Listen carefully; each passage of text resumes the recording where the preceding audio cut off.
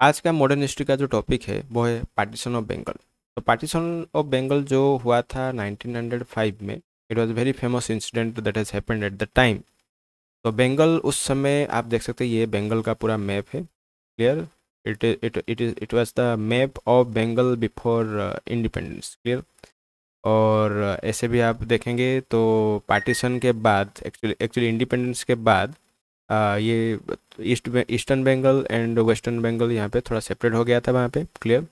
तो एक्चुअली ये पार्टीशन जो पहली बार हुआ था वो 1905 में हुआ था। हालांकि कुछ सालों के लिए पार्टीशन को इम्प्लीमेंट किया गया था और फिर उसके बाद उसको हटा दिया गया था।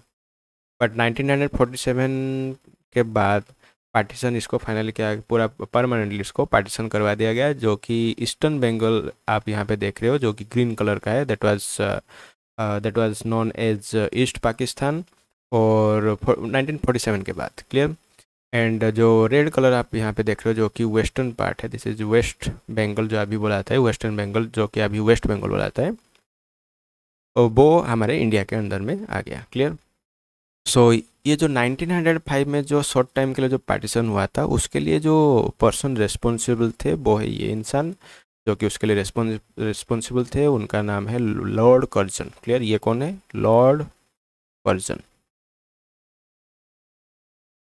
जो कि उस समय वाइसरॉय थे हमारे इंडिया के। क्लियर। तो ये जो बंगाल है, इसके बारे में थोड़ा अगर हम जान लेते हैं कि ये बंगाल जो प्रोविंसेस था वहाँ पे वो किस किस को लेके बना था। तो बंगाल जो उस समय था हमारा, clear, under the British rule since 1765 से। तो वो बंगाल के अंडर में जो अभी का वेस्ट बंगाल है, फिर बिहार, उड़ीसा, बांग्लादेश, आसाम, ये सब जाता है। हालांकि बांग्लादेश अभी नहीं है, because Bangladesh become independent in 1971। 1971 में ये इंडिपेंडेंट हो गया। क्लियर। और आसाम भी सेपरेट हो गया है, तो ये सब सेपरेट प्रोविंसेस हो गया। तो अभी जो पूरा का पूरा बंगाल जो है, बस वेस्ट बंगाल ही वहाँ पे बचा है। क्लियर। बाकी सेपरेट सेपरेट प्रोविंसेस, मतलब जो बिहार उड़ीसा, ये सेपरेट स्टेट अभी स्टेट के हिसाब से इसको अभी काउंट किया जाता है। तो ये जो पार्टीशन का जो कॉज अगर हम देखेंगे तो कॉज क्या था, अगर ये आप देखेंगे तो ये जो रीजन है, मेन कॉज क्या था कि एक तो रीजन बहुत बड़ा था। क्लियर। और दूसरा कॉज था पॉपुलेशन। क्लियर। पॉपुलेशन बहुत ही जल्दी यहाँ पे ग्रो हो रहा था। क्लियर। तो उस समय अगर आप देखेंगे तो जब 20th सेंचुरी के आसपास हो गया था तो पॉपुलेशन 80 मिलियन के आसपास हो गया था। क्लियर। तो उस समय क्या होता, population due to area area wise बहुत ज़्यादा बड़ा एरिया था और साथ साथ पॉपुलेशन भी बहुत ज़्यादा हो गया था, तो इसीलिए उसको मतलब नियंत्रित करना बहुत ज़्यादा डिफिकल्ट हो गया था। It was very difficult, very challenging to administer. Clear, for the Britishers. Clear. तो इसलिए क्या हुआ कि उस समय ब्रिटिशर्स का एक ही पॉलिसी था। क्लियर। एक स्ट्रेटेजी वो लोग अप्लाई करे थे कि वो स्ट्रेटेजी क्या था, डिवाइड एंड रूल। क्लियर। तो डिवाइड करो और रूल करो। क्लियर। तो उससे क्या होता है कि जो पेट्रियोटिक फीलिंग रहता है एक नेशन के अंदर में, लोगों के अंदर में जो पेट्रियोटिक फीलिंग रहता है अपने नेशन के लिए, उसमें उसको उसको वहाँ पे वीक किया जा सके। क्लियर। तो और साथ साथ में क्या हो रहा था कि आप देखेंगे तो ये जो रेड कलर जहाँ पे वेस्ट बंगाल है, उसमें मेजोरिटी, यहाँ पे मेजोरिटी था हमारा हिंदू। क्लियर।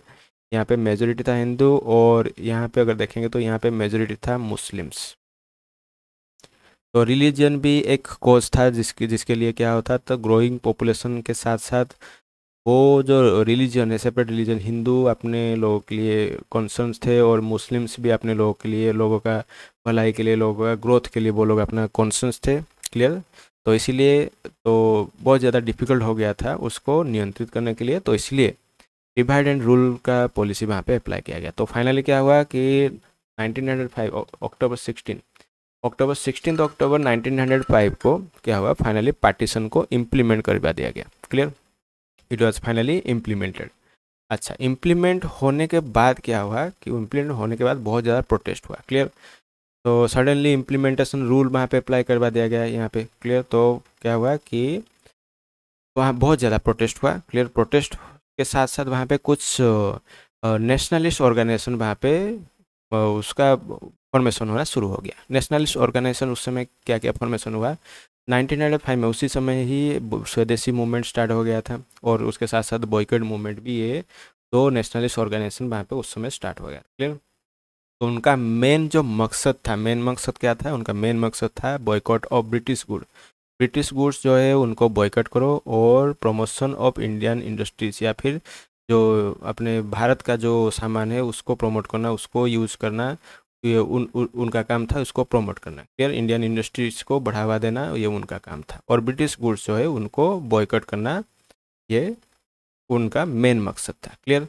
तो ये तो दो नेशनलिस्ट ऑर्गेनाइजेशन वहाँ पे उस समय क्या हुआ, पार्टीशन जो हुआ उसके इम्प्लीमेंटेशन का जो रिजल्ट, ये दो नेशनलिस्ट ऑर्गेनाइजेशन हुआ। साथ ही साथ रिलीजियस बेसिस में एक ऑर्गेनाइजेशन वहाँ पे क्रिएट हुआ। तो ये जो दो ऑर्गेनाइजेशन यहाँ पे नेशनलिस्ट ऑर्गेनाइजेशन हुआ, दे यूज टू अपोज, ये क्या करे थे, अपोज करे थे, ये अपोज करे थे। बट पार्टीशन को सपोर्ट करने वाले भी कुछ थे, और वो मुस्लिम्स थे जो कि पार्टीशन को सपोर्ट कर, वो अपना फ़ायदे चाहते थे।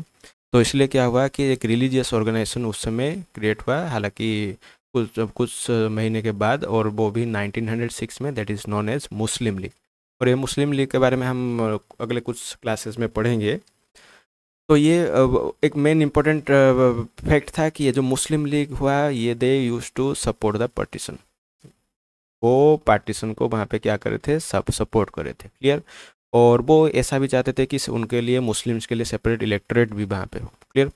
अच्छा, इसके साथ साथ और क्या हुआ वहाँ पे, तो ये जो पार्टीशन हुआ उसको अपोज किया गया, बहुत ही ज़्यादा प्रोटेस्ट किया गया वहाँ पे। तो उस समय रविंद्रनाथ टैगोर जो फेमस थे, ही से Bengali people, he wrote a famous song that is known as Amar Sonar Bangla. Clear.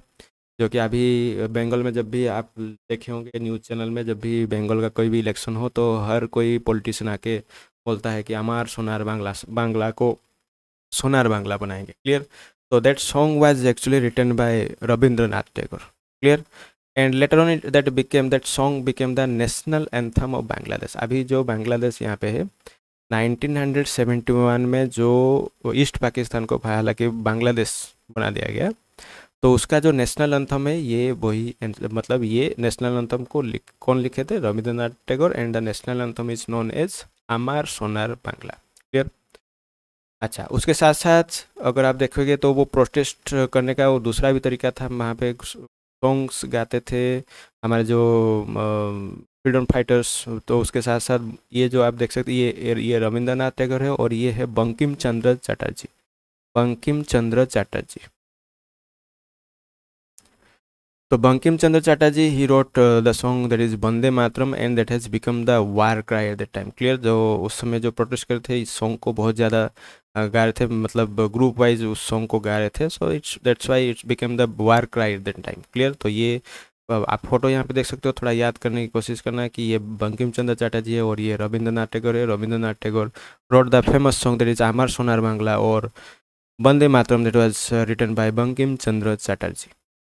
And later on आप यहाँ पे देख सकते हैं कि 1911 में क्या हुआ कि due to extensive political protest, बहुत ज़्यादा पॉलिटिकल प्रोटेस्ट ने वहाँ पे इंडियन नेशनल कांग्रेस का जो प्रोटेस्ट, और प्रेशर के वजह से, पॉलिटिकल प्रेशर की वजह से, और भी बहुत सारा नेशनल मूवमेंट्स की वजह से क्या हुआ, ये जो पार्टीशन ऑफ बंगाल हुआ था 1905 में, 1905 16 अक्टूबर में जो पार्टीशन हुआ था उसको एनल कर दिया गया, उसको मतलब रोक दिया गया। क्लियर। उसको मतलब उसको कुछ समय के लिए उसको रोक दिया गया। क्लियर।